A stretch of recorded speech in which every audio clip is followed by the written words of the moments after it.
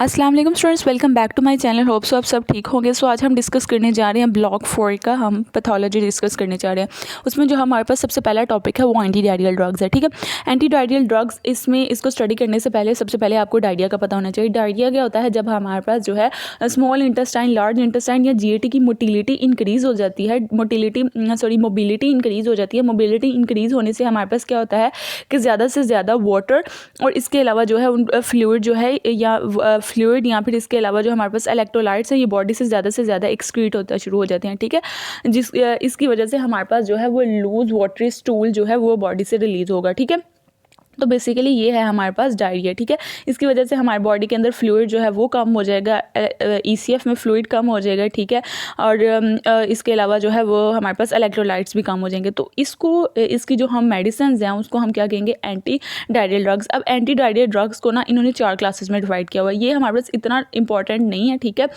इसमें से बस कुछ 2-3 इंपॉर्टेंट चीज़ें हैं, वो ज़्यादा पूछी जाती है, तो हम कोशिश करेंगे उन्हीं को डिस्कस करें।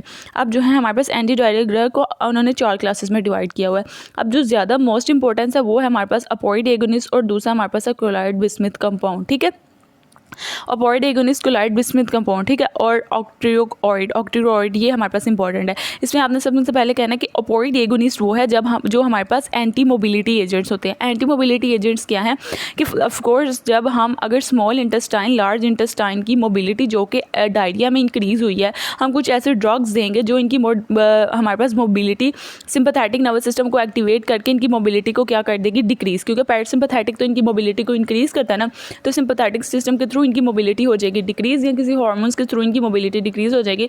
वो इनका एक्शन वो अलग बात है, वो हमने डिस्कस नहीं करना। तो ये हमारे पास एंटी मोबिलिटी ड्रग्स होंगे। इसमें जो मेन इंपॉर्टेंट है वो हमारे पास है लिप्रोमोइड और डायफेनॉल ऑक्सैलेट। आपकी बुक के ऊपर भी, फार्मा की बुक के ऊपर भी बेसिकली यही ड्रग्स का मतलब मोस्ट इंपॉर्टेंट ड्रग्स हैं। ठीक है, अगर आपके जो एमसीक्यूज़ आएंगे ना वो ज़्यादातर इसी से रिलेटेड होंगे, लिप्रोमोइड और डायफेनॉल ऑक्सैलेट। ठीक है, और उसके अलावा हमारे पास दूसरा है कोलाइड बिस्मिथ कंपाउंड। जो हमारी दूसरी क्लासिफिकेशन है वो ये है कि अगर कहीं एमसीक्यू के अंदर लिखा हो कि फ्लूइड एंड वाटर इलेक्ट्रोलाइट्स के लिए कौन सा, इलेक्ट्रोलाइट के ट्रांसपोर्ट के लिए कौन सा एजेंट है जो इसको मॉडिफाई करेगा, तो आपने कहना है बिस्मिथ सैलिसाइलेट। ठीक है, आपने क्या कहना है? Bismuth salicylate. जहाँ पे हमारे पास जहाँ कहीं भी कोलाइड और बिस्मिथ कंपाउंड का लिखा होगा ना, modifying fluid and electrolyte transport लिखा होगा, वहाँ आपने कहना है बिस्मिथ सैलिसाइलेट। इसके अलावा जो दूसरा है वो हमारे पास ऑक्टिटॉइड। ऑक्टिटॉइड जो है हमारे पास ये स्मैटोस्टैटिन का एनालॉग होता है। स्मैटोस्टैटिन आपको पता है कि एसीएल की एक्सक्रीशन जो है वो कम करती है। एसीएल की एक्सक्रीशन जो है वो हमारे पास कम होगी तो हमारे पास जो है फूड की डाइजेशन जो होगी वो कम होगी। ठीक है, स्मैटोस्टैटिन है। और इसके अलावा जो है हमारे पास इसमें एक और है बाइल सॉल्ट जो है बाइंडिंग रेजाइंस। ठीक है, ये बात है। बाकी इनका साइड ऑफ एक्शन ये वाला याद करने की ज़रूरत नहीं है। फार्माकोलॉजिकल इफेक्ट भी जो हमने बता दिए हैं। दूसरा हमने कहना है इसमें यूजेस का आपको पता है कि डायरिया को ट्रीट करने का मतलब है, डायरिया को ट्रीट करना है। और तीसरा इसमें जो है साइड इफेक्ट जो आपने हर चीज़ का याद रखना है, नोजिया होगा, अब्डोमिनल पेन होगा। ठीक है, गॉल स्टोन या एक्यूट कोलिसिस्टाइटिस होगा, हाइपरग्लाइसीमिया होगा, हाइपोग्लाइसीमिया होगा। ठीक है, इसके कुछ साइड इफ़ेक्ट्स होंगे। इसके अलावा जो है इन सब के ना मतलब कॉमन साइड इफ़ेक्ट्स ही हैं।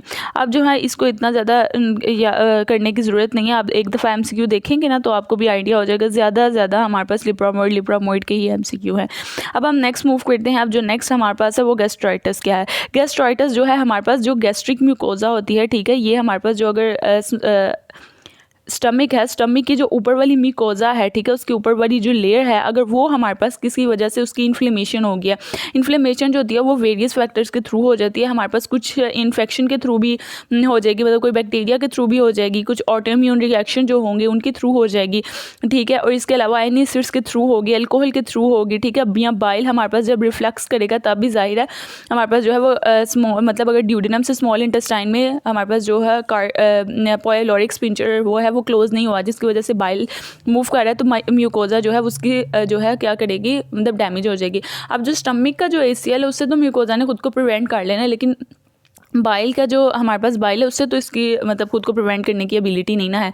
तो इसकी वजह से अगर ये हमारे पास जो है मतलब पहले तो हम कहेंगे कि अगर ये एक्यूट है, ठीक है, अगर ये कुछ टाइम के लिए हुई है, लेकिन अगर ये कंटिन्यूस रहेगी, क्रोनिक हो जाएगी, ठीक है, अगर ये क्रोनिक हो जाएगी काफ़ी देर तक मतलब ये मतलब चलती रहेगी 3 से 6 मंथ जो है वो इसका टाइम पीरियड ज़्यादा हो जाएगा, तो इसको हम क्या कहेंगे, फिर इसको हम कहना शुरू कर देंगे, इसको हम कहेंगे नेक्स्ट वाला जो हमारे पास टॉपिक है बेसिकली वो यही है, इसको हम कहेंगे पेप्टिक अल्सर, ठीक है, उसको हम क्या कहेंगे, पेप्टिक अल्सर। अब जो हम नेक्स्ट देखते हैं वो क्या है हमारे पास, गैस्ट्राइटिस। गैस्ट्राइटिस हमारे पास दो हैं, एक्यूट और क्रोनिक गैस्ट्राइटिस। ये भी हमारे पास जो अगर रैपिड अचानक म्यूकोजल इन्फेक्शन की वजह से हुई है तो वो हो जाएगी, और अगर क्रोनिक है यानी लॉन्ग टर्म है तो वो क्या है, हेलिकोबैक्टर की वजह से होगी, ठीक है, या फिर ऑटोइम्यून गैस्ट्राइटिस होगी। कुछ हमारे पास अपनी ही एंटीबॉडीज़ जो है वो पैराइटल सेल के अगेंस्ट जो प्रोड्यूस होना शुरू हो जाएंगी, ठीक है। इसके अलावा जो है हमारे पास केमिकल गैस्ट्रोपैथी होना शुरू हो जाएगी, यानी बाइल जो है वो मूव करना शुरू कर देगा, कहाँ पे, स्टमक में। अब जो है हम morphological features of the acute gastritis जो है, इसमें जो है इतनी इंपॉर्टेंट, मतलब ये अगर आपने हमारे पास जो है हिस्टोलॉजिकल एग्जामिनेशन में आपने कहना है कि एक्यूट माइल्ड एक्यूट गैस्ट्राइटिस में भी difficult to recognise due to the subtle change, जो लेमिना प्रोप्रिया होता है वो हमारे पास उसके ऊपर मतलब मॉडरेट एडिमा होता है और उसके ऊपर स्लाइट वेस्कुलर कंजेशन होती है, ठीक है। ये वाली एक्यूट और स्वेयर है, ये आपने रटा ही लगाना है, इसको आप खुद ही एक दफ़ा देख लीजिए। ओके स्टूडेंट्स, अब हमने एच पाइलोरी गैस्ट्राइटिस की बात करते हैं। एच पाइलोरी गैस्ट्राइटिस में बेसिकली जो है हमारे पास एच पाइलोरी, ठीक है, जो बैक्टीरिया है, ठीक है, वो जीआईटी में है। जीआईटी में आने के बाद वो हमारे पास जो गैस्ट्रिक एपिथेलियम जो म्यूकोजा होता है ना, ठीक है, उसके साथ इसने अटैच हो जाना है, ठीक है। इसके साथ अटैच होने के बाद इसने फटाफट ना कैग ए कुछ टॉक्सिन्स होते हैं उनको सिक्रीट करना शुरू कर देना। इन कैग ए टॉक्सिन ने क्या करना है कि वो हमारे पास जो है एंट्रम की इन्फ्लेमेशन करवाएगा। कैग ए क्या करवाएगा, एंट्रम की इन्फ्लेमेशन करवाएगा, जिसकी वजह से हमारे पास जी सेल्स से ज़्यादा गैस्ट्रिक रिलीज़ करना है। गैस्ट्रिक रिलीज़ करने की वजह से हमारे पास पाराइटल सेल्स की हाइपरप्लेजिया हो जाएगी। हाइपरप्लेजिया की वजह से हमारे पास म्यूकस की एपिथेलियल लाइनिंग डाइजेस्ट होना शुरू हो जाएगी, और अगर मतलब बहुत स्फीयर हो गया ये तो वो म्यूकस की एपिथेलियल लाइनिंग जो है वो डाइजेस्ट होना शुरू हो जाएगी, और फिर हमारे पास जो है वो परफोरेशन हो जाएगी, ठीक है। लेकिन बेसिकली एच पाइलोरी का साइट ऑफ एक्शन यही है। दूसरा हम देखें कि इसमें क्या, इसमें हम दूसरी बात करें कि इसमें हमने कहना है कि इसमें न्यूट्रोफिल्स जो हैं वो इनफिल्ट्रेट होंगे लेमिना प्रोप्रिया के अंदर, और वो नेपिट एब्सेस बनाएंगे, यानी अगर इसमें हम न्यूट्रोफिल अगर प्रेजेंट होंगे तो वो हमारे पास क्या होगी, एक्यूट होगी, ठीक है। और अगर बेसिकली इसमें हम कहेंगे कि स्टमक की पीएच जो है वो क्या हो जाएगी 1, और पेप्सिन की पीएच क्या हो जाएगी 1.5 से 3.5 तक, ठीक है, क्योंकि ज़्यादा से ज़्यादा बेसियल हमारे पास रिलीज़ हो रहा है। आफ्टर इंजरी हम कुछ देखेंगे कि हमारे पास ग्रैनुलेशन टिश्यू जो है यानी न्यूली फॉर्म टिश्यू वगैरह वो बनेंगे, ठीक है। ये सारी इसकी हमारे पास इजी सी बातें थी। और कंप्लेन इसकी होगी कि इसमें पेन एंड नोजिया है, वॉमिटिंग है, ठीक है। और अगर रेयर केसेस है तो हेमेटसिस होना शुरू हो जाएगा, मेलेना होना शुरू हो जाएगा, यानी ब्लड लॉस होना शुरू हो जाएगा। मेलेना मतलब जो हमारे पास स्टूल है उसमें ब्लड आना शुरू कर देगा, ठीक है, स्टूल में। अब ये सारी बात हो गई, ठीक है। अब इसमें एच पाइलोरी का ही ज़्यादा इंपॉर्टेंट था, वो मैंने आपके साथ डिस्कस कर दिया, उसका सारा पाथवे मैंने आपको बता दिया है कि वो क्या है। अब हम नेक्स्ट मूव करते हैं। नेक्स्ट मूव जो है वो हमारे पास क्या है, पेप्टिक अल्सर। पेप्टिक अल्सर बहुत इंपॉर्टेंट है, ठीक है। पेप्टिक अल्सर में बेसिकली जो है हमारे पास, अगर पहले हमने पढ़ा था कि वो गैस्ट्राइटिस जो है वो एक्यूट इन्फ्लेमेशन होगी किसकी, म्यूकोजा की। लेकिन अगर हमारे पास इन्फ्लेमेशन जो होगी है म्यूकोजा की वो बहुत ही ज़्यादा होना शुरू हो गई है, मतलब क्रोनिक हो गई है, 3 से 6 मंथ से ज़्यादा हो गया तो अब वो क्रोनिक हो जाएगी, ठीक है। क्रोनिक की वजह से हमारे पास उसको हम क्या कहेंगे, उसको अब हम गैस्ट्राइटिस का नाम नहीं देंगे, उसको हम अल्सर का नाम देंगे, ठीक है। ये बात हो गई क्लियर। आप जो एटियोलॉजी है ये आपने बहुत ज़्यादा दफ़ा पढ़ा होगा, इसके एटियोलॉजी में वो हमारे पास एच पाइलोरी इन्फेक्शन जो मोस्ट कॉमन है, अगर आपसे प्राइमरी पूछा जाए ना तो वो ये है, ठीक है। और अगर सिगरेट या इसके अलावा अल्कोहलिक और physiological stress, endocrine hyperplasia, Zollinger Ellison syndromes और वायरल इन्फेक्शन, ये सारी सेकेंडरी कॉजेज़ हैं, ठीक है। तो प्राइमरी कॉजेज़ इसमें बेसिकली एच पाइलोरी और एनसिड का जो है वो लॉन्ग टर्म यूज़ की वजह से होगा। अब जो है इसके अलावा क्रॉनिक ऑब्स्ट्रक्टिव पल्मोनरी डिजीज़ जो होती है इसकी वजह से भी हमारे पास जो है जाहिर है कि हमारे पास जो COPD जो होगा उसमें भी हमारे पास जो है वो पेप्टिक अल्सर हो जाएगा, ठीक है। इसके अलावा जो है हमारे पास फिजियोलॉजिकल स्ट्रेस की वजह से, फिजियोलॉजिकल स्ट्रेस में बेसिकली गैस्ट्रिक एसिड जो है रिलीज़ ज़्यादा होना शुरू हो जाता है, ठीक है, तो ये होगा। और इसके अलावा जो है वो ज़ोलिंजर एल्सन सिंड्रोम में भी हमारे पास अल्सर होना शुरू हो जाएगा, स्टमक के ड्यूडेनम और जिजेनम में, और वायरल इन्फेक्शन जो है इनकी वजह से भी होगा। अब पैथोजेनेसिस इसकी बेसिकली यही है कि हमें पता है कि हमारे पास जो है इसमें क्रॉनिक गैस्ट्राइटिस होता है और इसमें बेसिकली इम्बैलेंस होना शुरू हो जाता है, ठीक है। गैस्ट्रिक का मतलब गैस्ट्रिक का ACL के रिलीज़ होने का इम्बैलेंस, और दूसरा जो स्टमक की म्यूकोजा ने अपने आप को ACL से प्रोटेक्ट करना है उसके दरमियान एक इम्बैलेंस से क्रिएट हो जाता है, ठीक है। अब डैमेजिंग फोर्सेस जो हैं वो बेसिकली पेप्टिक एंजाइम्स हैं, ठीक है, वो है, और गैस्ट्रिक एबिलिटी। अब मॉर्फोलॉजी देखें तो मॉर्फोलॉजी में आपसे पूछा जाता है कि कॉमन साइट इसकी क्या है, उसमें आपने सबसे पहले कहना है कि तो एक तो ड्यूडिनम का फर्स्ट पार्ट है, और स्टमक का जो है वो हमारे पास लेसर क्रिएचर है, ठीक है, स्टमक का लेसर क्रिएचर है, इसोफेगस है में भी हो सकती है, जेजुनम में भी हो सकती है, और गैस्ट्रिक म्यूकोजा इन माइकेलिस डायवर्टिकुलम में भी होगी, लेकिन बहुत इंपॉर्टेंट जो है वो यहाँ पे होगी, ठीक है, ड्यूडिनम में और स्टमक में। अब जो हम साइज़ देखेंगे इसमें हमने कहना है, इसमें आपने बताना है कि इसमें ना हमारे पास जो है तकरीबन ना मतलब नंबर इसके सॉलिटरी होते हैं, और इसमें कुछ लेयंस वगैरह होती हैं वो हमारे पास 0.3 सेंटीमीटर से भी लेस देन होती हैं, ठीक है। इनकी शेप बताई होती है, पूछी जाती है, अगर हमारे पास ग्रॉस में पूछी जाए तो वो पूछी जाती है कि बेसिकली इसमें राउंड और ओवल शार्पली पंचर्ड सेल्स होते हैं, ठीक है। और इसके अलावा ये तो इतना इंपॉर्टेंट नहीं, आप एक दफ़े से पढ़ लीजिएगा। बाकी क्लिनिकल फीचर्स में आपने कहना है कि इसमें एपिगैस्ट्रिक बर्निंग होगी, एपिगैस्ट्रिक बर्निंग के बाद जो है वो हमारे पास जो है एकिंग पेन होगी, आयरन डेफिशिएंसी एनीमिया होगा, ज़ाहिर है हमारे पास म्यूकोजा के ऊपर जो इंट्रिंसिक फैक्टर हैं वो भी अफेक्ट हो रहे हैं। दूसरा हेमोरेज हो गया, परफोरेशन, मैंने आपको बताया था कि अगर ज़्यादा मतलब सीवियर हो जाए तो फिर हमारे पास परफोरेशन होना शुरू हो जाएगी, ब्लोटिंग होगी, बेल्चिंग होगी, वेट लॉस होगा, ठीक है। और इसमें ना हमारे पास जो गैस्ट्रिक अल्सर और ड्यूडेनल अल्सर का बहुत इंपॉर्टेंट डिफरेंस पूछा जाता है। इसमें बेसिकली जो है नोजिया, वॉमिटिंग तो मेन दूसरा दोनों में होगी, बस इसमें एक इंपॉर्टेंट ये है कि गैस्ट्रिक अल्सर जो है वो हमारे पास जो स्टमक के लेसर क्रिएचर में होगा, और ड्यूडेनल अल्सर जो है वो हमारे पास फर्स्ट पार्ट ऑफ ड्यूडेनम में होगा। और दूसरा गैस्ट्रिक जो है ये बेसिकली जो फूड हम लेंगे ना, तकरीबन फूड लेने के बाद जो है गैस्ट्रिक अल्सर हमें मतलब उसकी पेन होगी, और ड्यूडेनल अल्सर की जो है वो हम फ्रूट जब नहीं लेंगे तब हमारे पास जो है मतलब तब हमारे पास पेन होगी, और फूड जब हम लेंगे तब हमारे पास जो है वो रिलीफ होगा। तो बेसिकली जो फास्टिंग स्टेट में ना बेसिकली जो हमारे पास पेशेंट्स आते हैं ना जो कहते हैं कि हमें एसिडिटी हो रही है, वो ड्यूडेनल अल्सर की होती है, ठीक है। इसके अलावा जो है ये हमारे पास जो वर्सन होती है, ड्यूडेनल अल्सर वर्सन हो जाती है नाइट में, यानी 11 PM से 12 PM, ठीक है, और रिलीफ मिल जाता है इनको अगर हम कोई अल्कलाई या फूड लेंगे। अब हम नेक्स्ट मूव करते हैं। नेक्स्ट जो है हमारे पास ये इन्फेक्शियस एजेंट्स हैं। इन्फेक्शियस एजेंट्स में सबसे पहले ना हमारे पास दो होंगी, एक नॉन ब्लडी, ठीक है, इन्फेक्शियस एजेंट जो कि हमारे पास डायरिया कॉज करवाएंगी, बैक्टीरिया की हम बात करेंगे। एक तो होते हैं नॉन ब्लडी और दूसरा हमारे पास होता है ब्लडी डायरिया। ये बेसिकली हमारे पास नॉन ब्लडी है, ये हमारे पास है ब्लडी डायरिया, ठीक है। जो अक्यूट नॉन इन्फ्लेमेटरी डिजीज़ है ना वो हमारे पास नॉन ब्लडी है, और जो अक्यूट इन्फ्लेमेटरी डिजीज़ है वो हमारे पास ब्लडी डायरिया है। अब आपने कहना है कि यहाँ पे एक स्ट्रेप्टोकोकस एरीज़ है। स्ट्रेप्टोकोकस एरीज़ जो है अगर किसी भी किस्म के आपके MCQ में ये बात की हो, ठीक है, वॉमिटिंग, एपिगैस्ट्रिक पेन, डायरिया, ये सारी चीज़ें तो नॉर्मल हैं, ठीक है। ये तो आपने कहना है कि ये हमारे पास जो है हमें पता है कि इनका क्या है, फीचर्स क्या हैं, क्लिनिकल फीचर्स ही हैं। बाकी आपने इनका तो कुछ डिफरेंस है वो कि स्ट्रेप्टोकोकस एरीज़ में जहाँ भी किसी MCQ में लिखा हो कि आपको डेयरी प्रोडक्ट या मायोनीज़ या मीट प्रोडक्ट से अगर डायरिया हुआ, उसने कोई मतलब पहले उसकी जो लास्ट डाइट है वो यही है, डेयरी प्रोडक्ट्स है, या हमारे पास जो है मायोनीज़ है, मीट एंड प्रोडक्ट्स हैं, तो वो हमारे पास कौन सी होगी, स्ट्रेप्टोकोकस एरी। दूसरा जो है वो पिक पॉइंट ये होता है कि ये हमारे पास इसके अंदर ना मतलब इसके प्री फॉर्म टॉक्सिन्स होते हैं। कौन से होते हैं, प्री फॉर्म्ड टॉक्सिन्स होते हैं इसके अंदर, ठीक है।